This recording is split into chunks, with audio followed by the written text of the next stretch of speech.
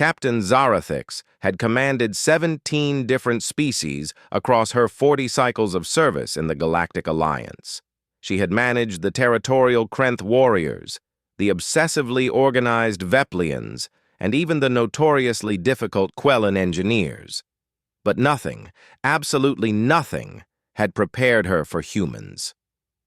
The human delegation had arrived on Station Kepler 9 3 months ago, and from the moment they stepped off their transport vessel, chaos seemed to follow them like a shadow.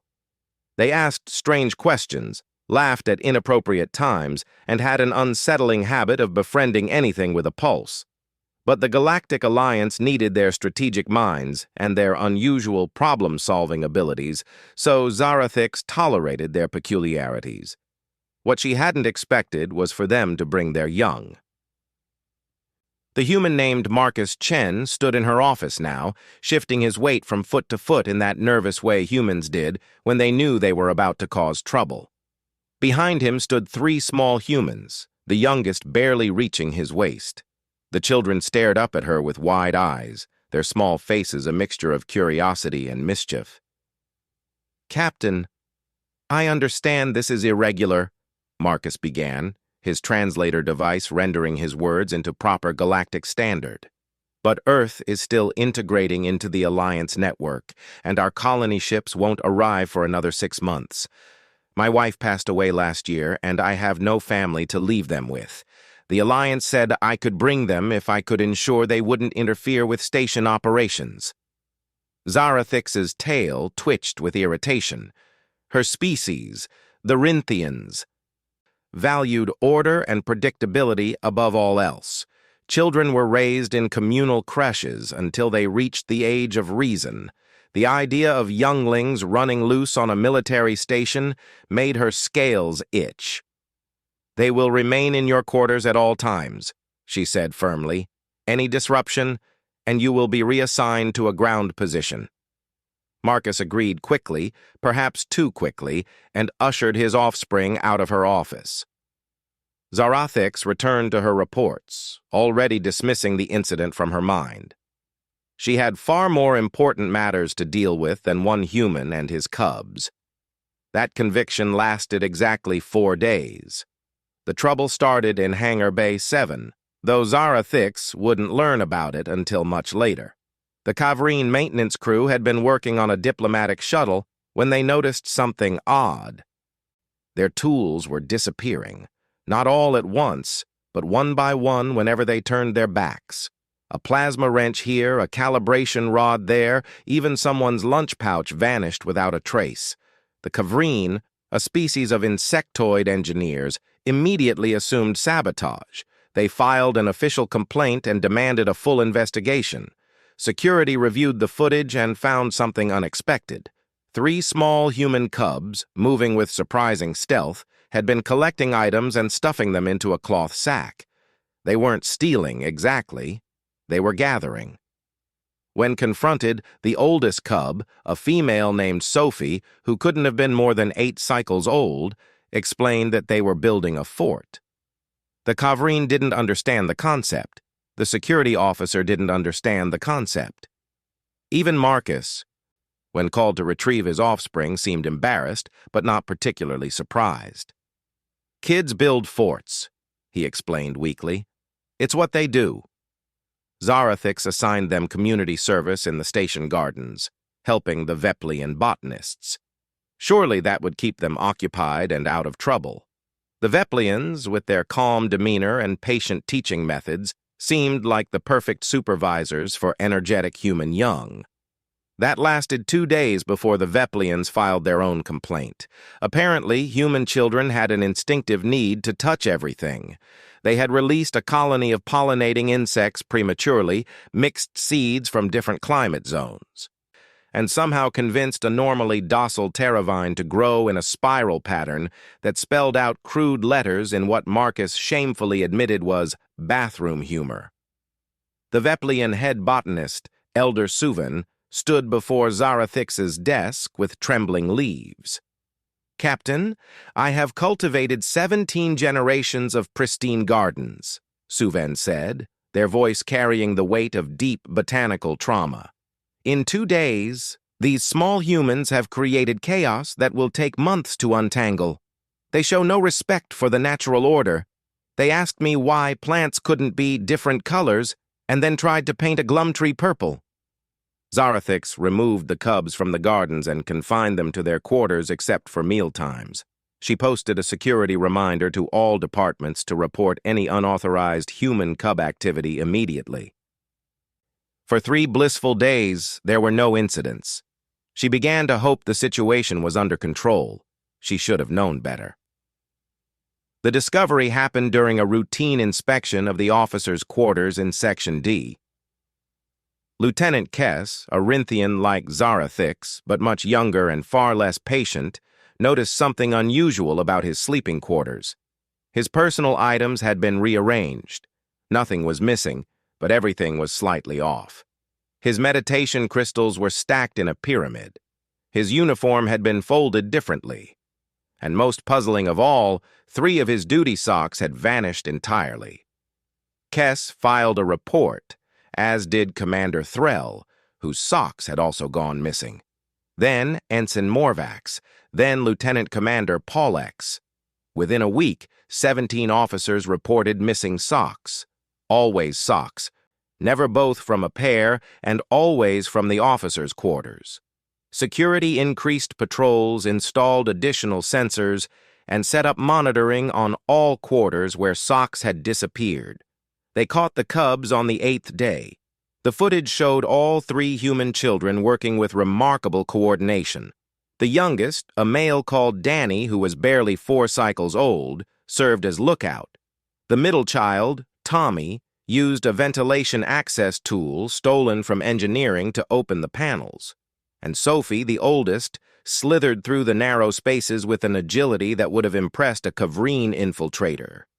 But it was what they did with the socks that baffled everyone. The security team followed the ventilation trail to an abandoned storage room in Section F, a space so far from the inhabited areas that nobody had checked it in months. When they opened the door, they found something that defied all rational explanation.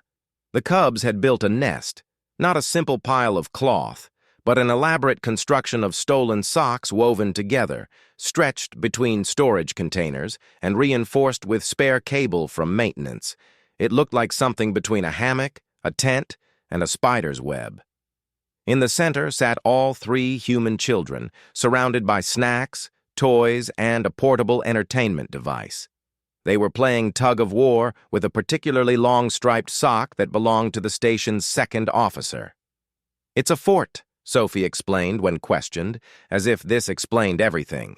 "We needed socks because they're stretchy and soft. Regular blankets don't work the same way." Tommy nodded seriously. "Dad's socks were too small, so we had to borrow more. We were going to give them back eventually." "Eventually," Danny echoed, though his grasp of galactic standard was still developing, and he mostly just repeated what his siblings said. Marcus was mortified. He offered to replace all the stolen socks, compensate the affected officers, and personally apologize to everyone involved. Zarathix very nearly sent him packing to the nearest Earth outpost, regulations be damned. But something stopped her. That evening, she reviewed the security footage again, not out of anger but curiosity.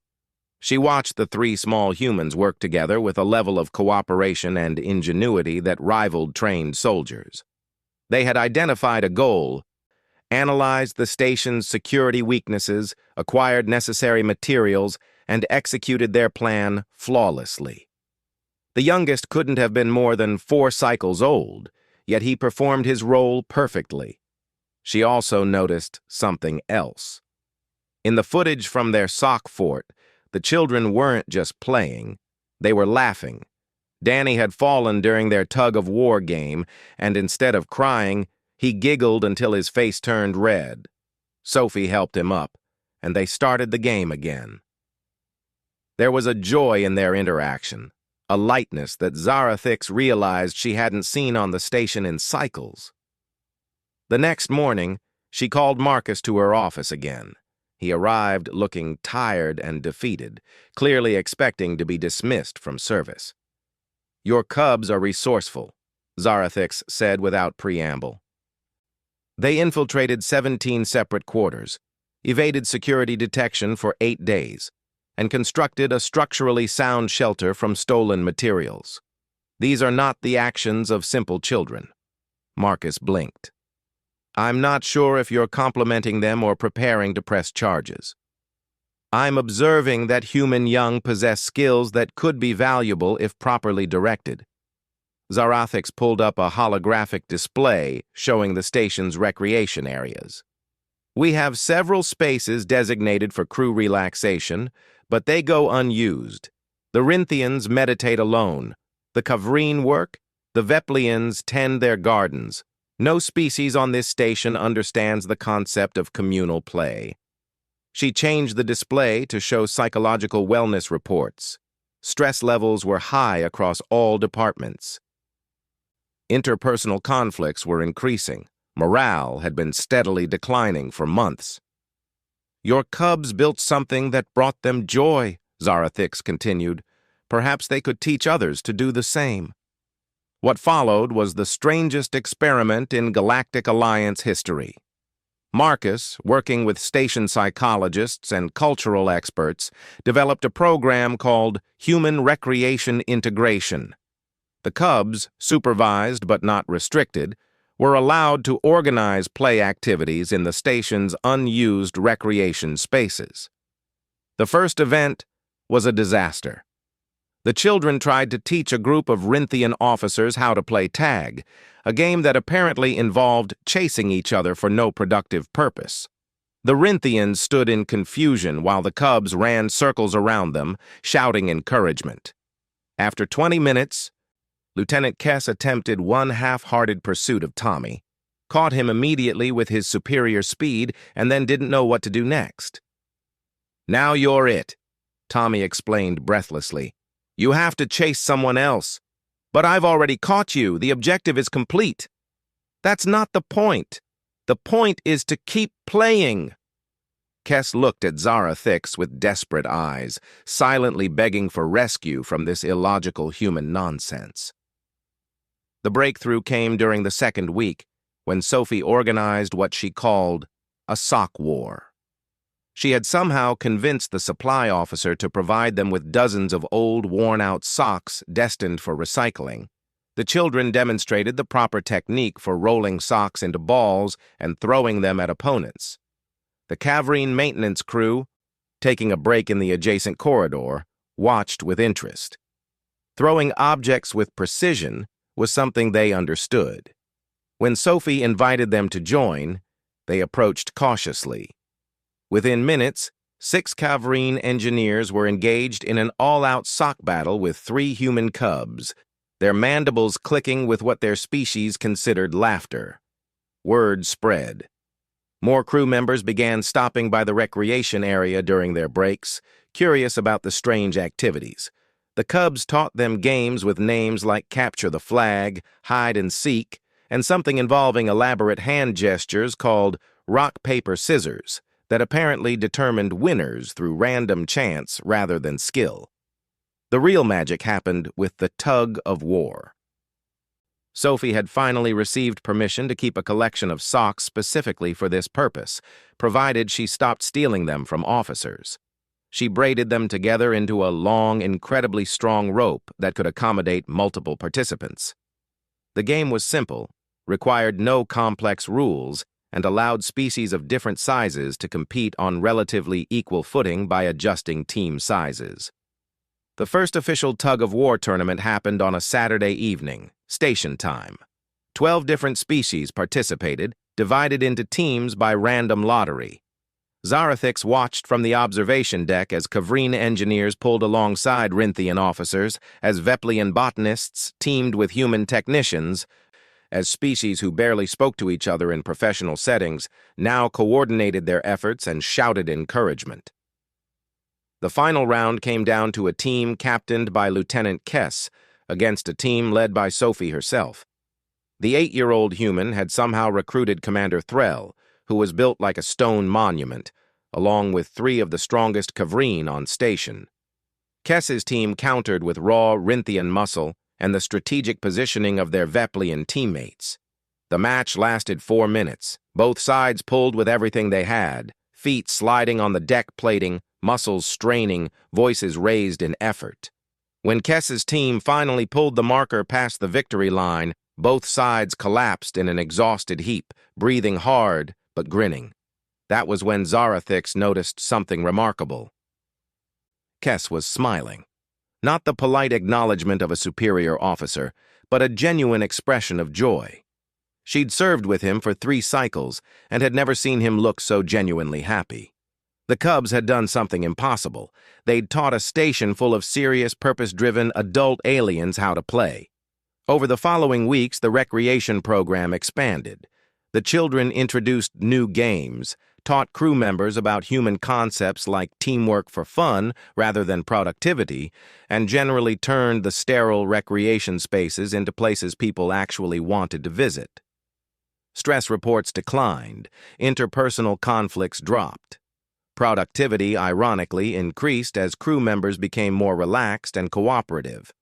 The sock fort remained, now officially designated as a cultural exhibit in Recreation Area 3. The Cubs had finally returned all the stolen socks, properly cleaned, though several officers admitted they didn't want them back. Commander Threll even donated an additional pair, claiming his contribution to galactic cultural exchange. The tug-of-war rope, braided from hundreds of mismatched socks, hung in the main recreation hall. It had become a symbol of something larger than itself, a reminder that sometimes the simplest things brought different species together. Weekly tournaments became a station tradition, with sign-up sheets filling within minutes of being posted. Zarathix stood in her office 3 months after the Cubs' arrival, reviewing the latest station reports. Morale was at an all-time high. Interspecies cooperation had improved by 47%. They'd even received a commendation from Alliance Command for innovative crew wellness programs.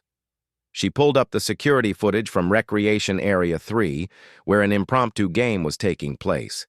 Sophie was teaching a group of new arrivals the finer points of sock war strategy, while Tommy refereed a particularly enthusiastic tug-of-war match.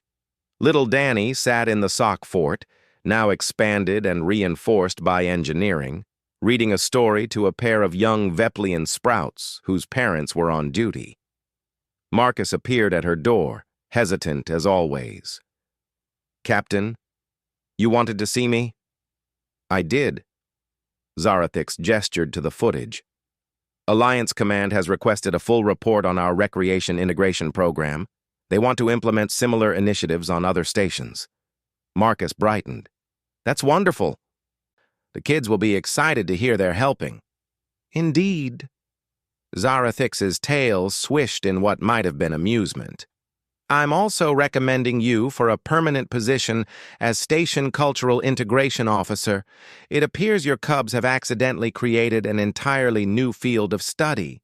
She paused, then added, "Though I am instituting one rule. No more stealing socks. If they need materials for future projects, they are to submit a proper requisition form."